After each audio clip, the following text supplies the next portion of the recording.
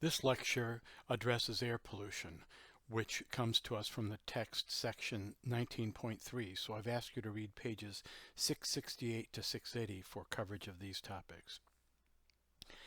On this introductory slide for this lecture, I've shown a number of examples of air pollution problems.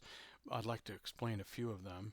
In the upper left, you'll see an image of the city in the United States with the second biggest air pollution problem, which might surprise you.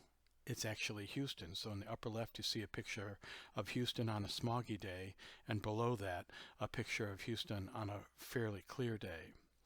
In the bottom left image on this slide, you'll see the U.S. city with the biggest air pollution problem, and that is, of course, smoggy Los Angeles. The rest of the images show some relatively extreme examples of air pollution problems. We'll begin by looking at the case history described in your textbook, known as the radon gas case history or the Stanley Watrous story. This story begins in 1984 when Stanley Watrous, who was living in Boyerstown, Pennsylvania, had his house tested for radon after some illnesses. Now, radon is a radioactive gas that's naturally occurring in rocks and soils, but it can enter our home and become present at elevated or concentrated levels that constitute a serious health hazard. In Stanley Watrous's home in December 1984, there was an indoor air measurement of radon concentrations that had a radioactive level of 3,200 picocuries per liter, or about 800 times higher than the threshold hazard level of 4 picocuries per liter, a threshold set by the U.S. Environmental Protection Agency.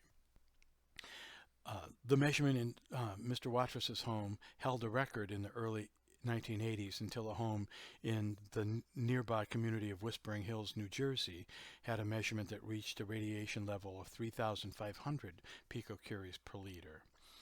These measurements in this region led to increased awareness of a radon gas problem in the United States. Now, the radon gas problem really can also be associated with the tighter homes that began to emerge in the United States in the 70s and 80s, when energy became a lot more expensive, and so heating and cooling our homes led to a lot of installation of airtight windows and other insulation techniques that meant that we no longer had as much natural air circulation of air coming in and going out of the home, and that led to these radon concentrations. Radon gas is a colorless, odorless, and tasteless gas. It's naturally occurring and is released from uranium-bearing rocks.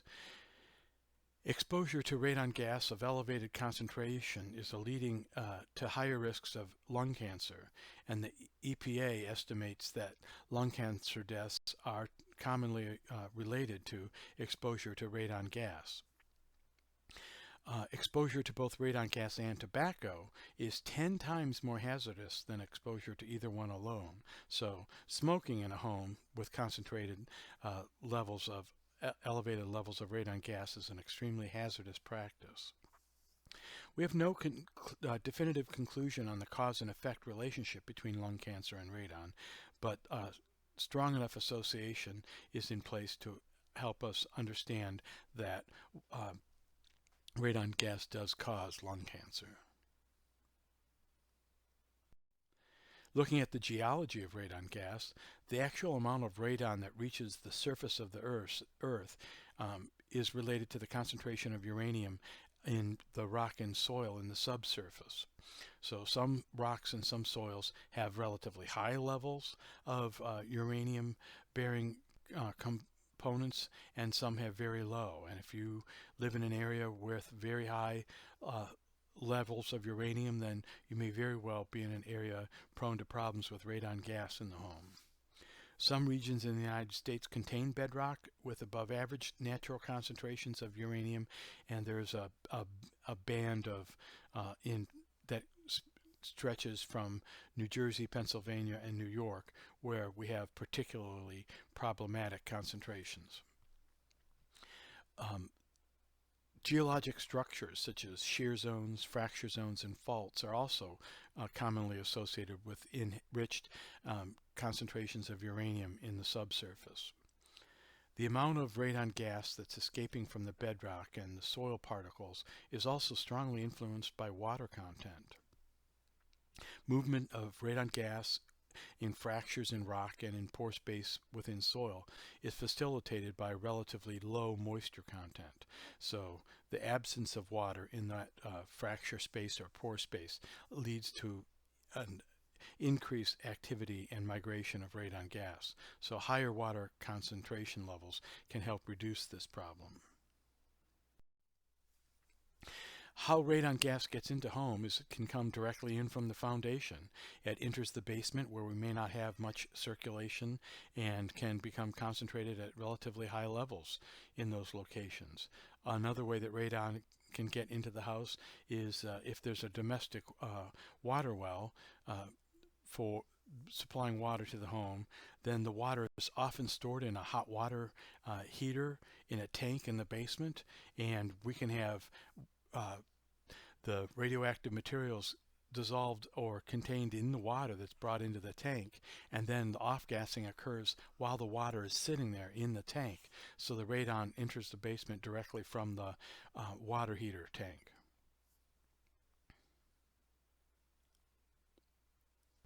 The reality is that there are some locations in the United States with significant problems and other areas where there isn't a significant problem.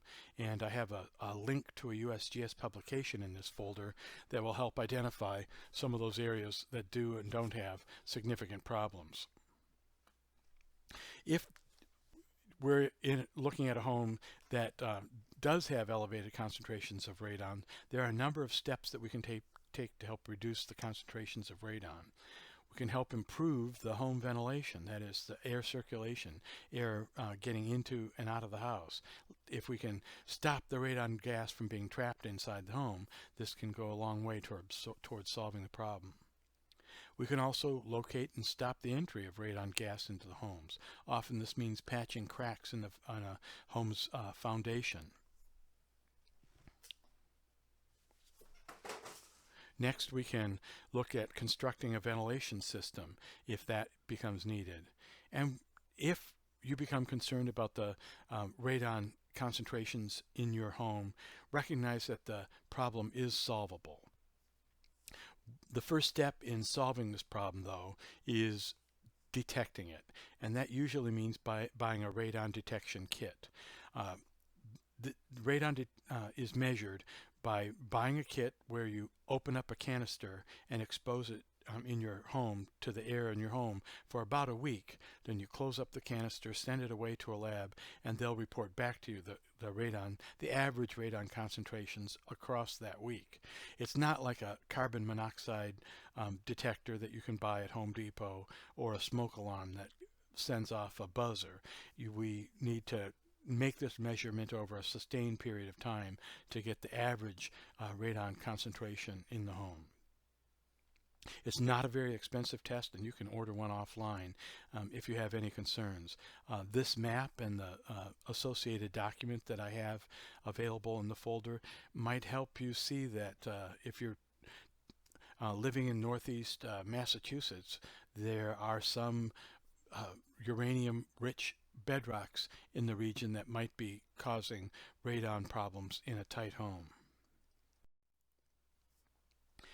Next, let's take a look at geologic perspective on air pollution. Pollutants in the atmosphere can lead to pollutants in the hydrologic and geochemical cycles. Air pollution in and of itself constitutes a very serious health hazard in many large cities. It can also have effects on human artifacts where the air pollution is actually impacting buildings and monuments and causing deterioration. Air pollution can also constitute have negative aesthetic effects, reducing our visibility and atmosphere clarity.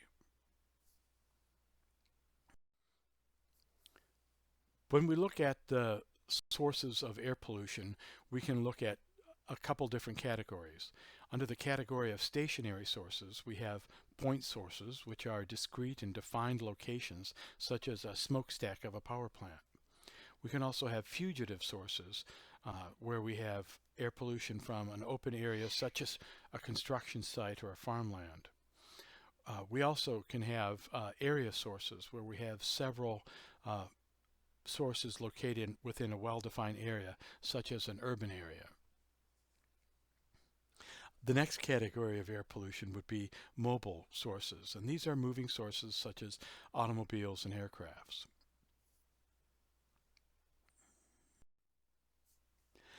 Another way of classifying air pollutants is by their physical state.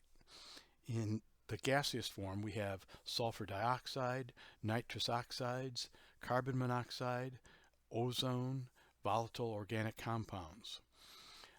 We can also have pollutants in a solid or liquid form, and these would constitute particulates, where we have very tiny particles that are in the size range of 10 microns to 2.5 microns in size, and breathing in that dusty air is also a significant hazard. Another category of pollutants are air toxins, where we actually have pollutants that cause cancer or other serious health problems. An example of this would be radon gas.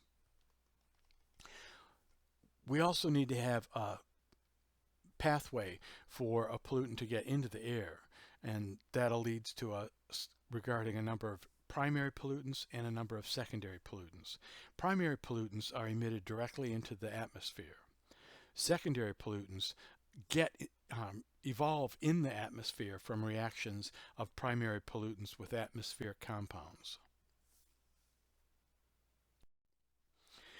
I'd like to draw your attention to Table 19.1, which shows major natural and human-produced components of air pollution, and it looks at some of the leading pollutants, and we're going to take a look at those in the subsequent slides, but I want to make sure I draw your attention to Table 19.1, where there's an awful lot of information about these. The first pollutant that we'll look at is sulfur dioxide. Sulfur dioxide, SO2, is a colorless and odorless gas. Exposure to SO2 can cause significant damage to lung tissue. Sulfur dioxide can oxidize to form sulfuric acid, a major contributor to acid rain, which we'll consider in another module. A significant amount of sulfur dioxide is produced from fossil fuel burning. Sulfur dioxide has dangerous impact that can corrode metal, cause damage to plants, and most importantly, cause damage to lungs of humans and other animals. Next, we'll look at nitrogen oxides. Nitrogen oxides are present in a number of different forms, and that's why we label them NOx's, because the ratio of nitrogen to oxygen can vary from one atom to another, one molecule to another. But the most important form is NO2, nitrogen dioxide. This is a toxic and corrosive gas. It's a major contributor to the formation of nitric acid, another component of acid rain, and it can contribute to the development of smog in urban areas in particular. Nearly all of nitrogen oxide in the atmosphere is from human-induced sources, particularly fossil fuel burning. Some of the impacts of nitrogen oxide in the atmosphere are nose, eye, and throat irritation and suppression of plant growth. The next pollutant that we'll consider is carbon monoxide. It too is a colorless and odorless gas, but it is extremely toxic to humans, even at a very low levels of concentration. The reason it's so harmful or hazardous to humans is that the absorption rate is 200 times faster in our blood. Carbon monoxide is absorbed 250 times faster than oxygen is by hemoglobin in our blood. So when there's a transfer of oxygen that we take in our lungs, if there's also carbon monoxide present in our lungs, then the carbon monoxide is preferentially absorbed by our blood 250 times faster than the oxygen. What that means is that when the carbon monoxide laden hemoglobin is circulated across the body, our body then becomes deprived of oxygen. So we suffocate by even the presence of a very small concentration of carbon monoxide in our lungs. About 90% of carbon monoxide in the atmosphere comes from natural sources, and about 10% from human-induced sources, including incomplete burning of organic compounds.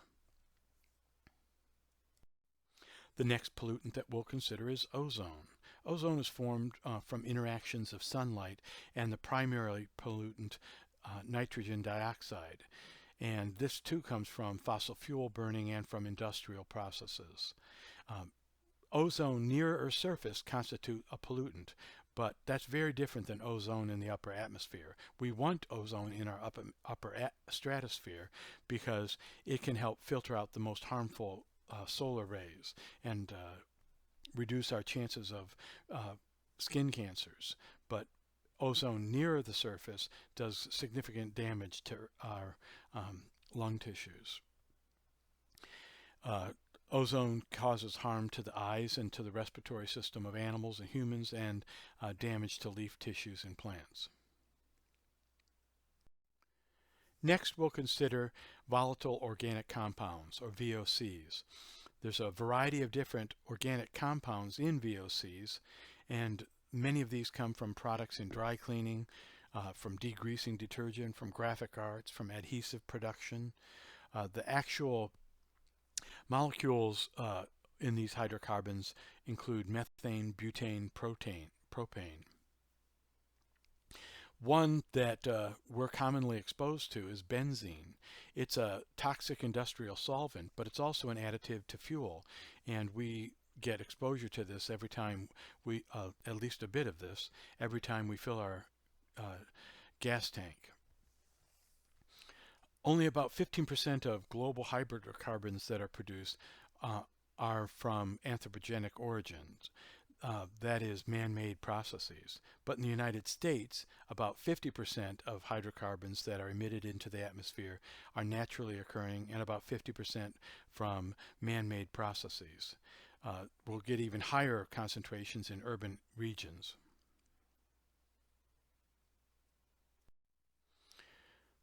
Next, we'll consider some other pollutants. Hydrogen H2S, hydrogen sulfide.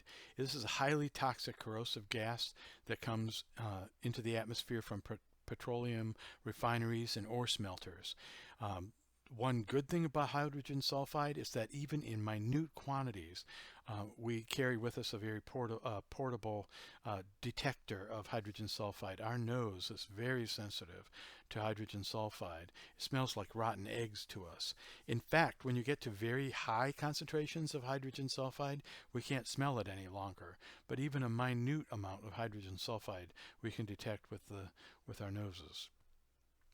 Hydrogen fluoride is another pollutant. It's highly corrosive to lung tissue, and it gets into the atmosphere from the production of aluminum and from coal-burning power plants.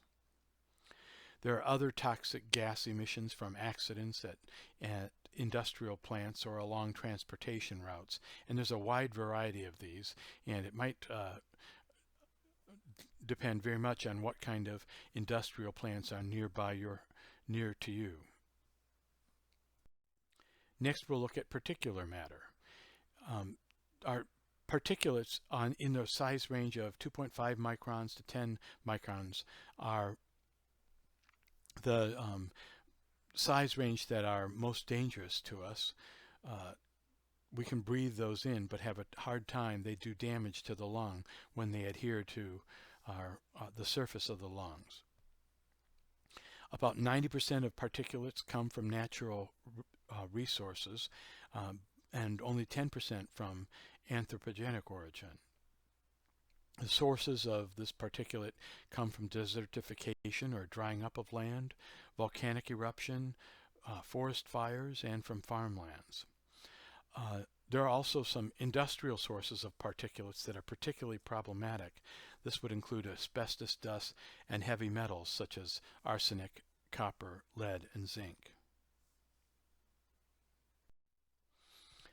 Urban air pollution is major health hazard in the United States. Air pollution is not distributed uniformly. It's mostly concentrated around urban areas.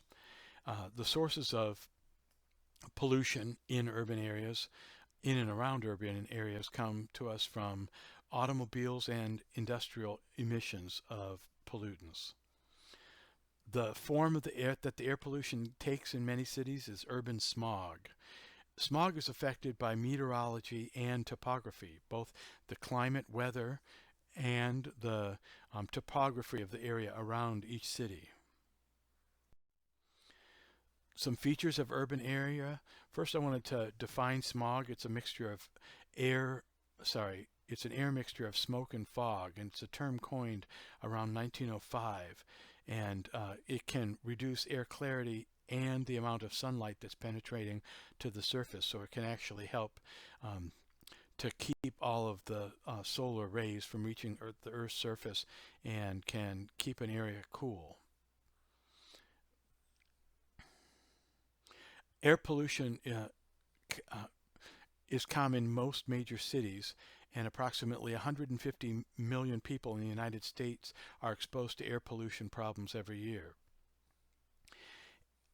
Probably the most important fact that I'm going to relate, maybe all semester long, but certainly within this lecture, is that air pollution causes lung disease and contributes to more than 300,000 deaths per year due to lung disease. It also contributes to an annual health cost in the United States of about $50 billion. That's a big deal, maybe the biggest deal all course long. And it's something that we've grown used to, the health hazards associated with air pollution, but of all the forms of pollution, it's probably the one that's causing the most damage to us, and this is the form through lung disease. It can also have an impact on artifacts, causing discoloration of statues, erosion of building stone, corrosion, and other decomposition of building materials. Here's an image depicting urban smog. And you see an inversion layer where you have a relatively cool layer of atmosphere trapped near the surface and warmer air above. And the polluted air becomes enriched in the smoke and the fog and the pollutants and becomes trapped below the hotter air above the inversion layer.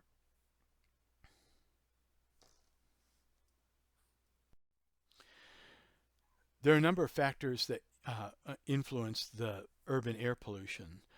Some of these include the sources and emission rates. So in some cities we have a greater number of vehicles being used or more industries polluting the air, and that affects which areas are most prone to air pollution problems. But topography makes a significant contribution.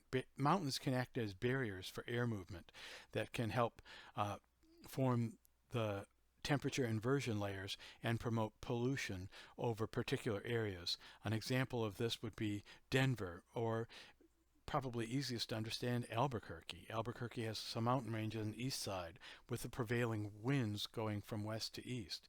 This means that some polluted air can get trapped by the mountain, and a temperature inversion layer forms during cool weather during some times of the year in Albuquerque, and that cool air trapped near the city becomes highly concentrated in pollutants. Atmospheric conditions are another factor that contribute or influence air pollution. Temperature, cloud cover, and the wind affect the transportation or dispersion of pollutants. I mentioned before that Albuquerque has times of the year where the air gets trapped and becomes heavily polluted. Well, when a weather front comes through and strong winds develop, that polluted air is dissipated and the inversion layer is eliminated. Lastly, we'll consider indoor air pollution. We can have a number of environmental health hazards in homes and workplaces due to the air circulating inside. There are a number of different substances that can cause harm: smoke, chemicals, microbes, mold, and radon gas. We have a number of different sources of the pollutants inside our homes: asbestos insulation fibers, wood products, poisonous gases, carbon monoxide from faulty electrical equipment or fuel burning equipment, and nitrogen dioxide. We can also find that paints cause a significant problem, and every time you buy a can of paint, it's going to tell you to only use it in a well-ventilated room. Cleaning chemicals can also constitute a health hazard. Let's take a look at some example quiz questions. Which factors influence an area's potential to experience temperature inversion? The answer is all of the above. Carbon monoxide is particularly hazardous pollutant because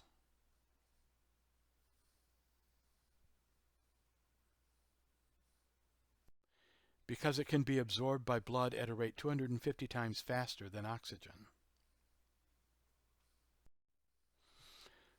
The most common source of nitric oxide-based pollutants comes from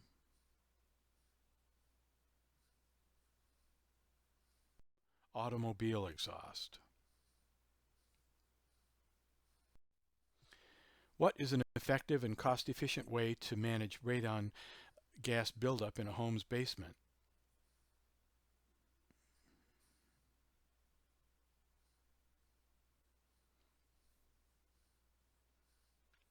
The answer is